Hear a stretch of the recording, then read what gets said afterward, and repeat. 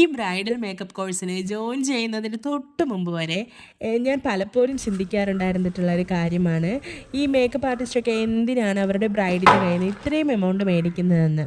പക്ഷേ ഇന്നലത്തോടെ എനിക്ക് ആ ചിന്ത തെറ്റാണെന്ന് മനസ്സിലായി. കാരണം എന്തെന്ന് പറയട്ടെ, ഇപ്പോൾ എനിക്ക് ഹെയർ സ്റ്റൈൽ പ്രാക്ടീസാണ് നടന്നുകൊണ്ടിരിക്കുന്നത്. ഏകദേശം കഴിയാറായിട്ടുണ്ട്. അപ്പോൾ ഇത് കഴിയുമ്പോഴത്തേക്കും എനിക്ക് വീട്ടിലിരുന്ന് പ്രാക്ടീസ് ചെയ്യുന്നതിന് വേണ്ടിയിട്ട് പ്രോഡക്റ്റ്സ് എല്ലാം മേടിക്കണമായിരുന്നു. അപ്പോൾ എല്ലാം ഞാൻ ഇന്നലെ മേടിച്ചായിരുന്നു. അത്യാവശ്യം നല്ല ബ്രാൻഡഡ് പ്രോഡക്റ്റ് തന്നെയാണ് മേടിച്ചത്. കാരണം ഫ്യൂച്ചറിൽ നമുക്ക് വർക്ക്സൊക്കെ കിട്ടുമ്പോൾ യൂസ് ചെയ്യാമെന്ന് പറഞ്ഞിട്ടാണ് ഞാനിങ്ങനെ ഈ ഒരു ബ്രാൻഡഡ് ഐറ്റംസ് മേടിച്ചത്.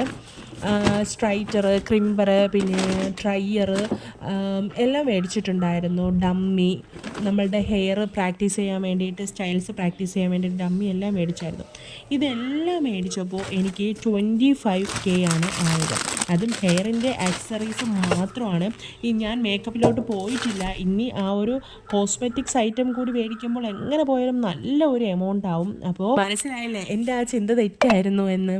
എന്തായാലും നനഞ്ഞു, ഇനി കുളിച്ച് കയറുന്നത് തന്നെ വഴി. അപ്പോൾ നെക്സ്റ്റ് വീഡിയോ ആയിട്ട് ഉടനെ വരാമേ. ടാറ്റാ.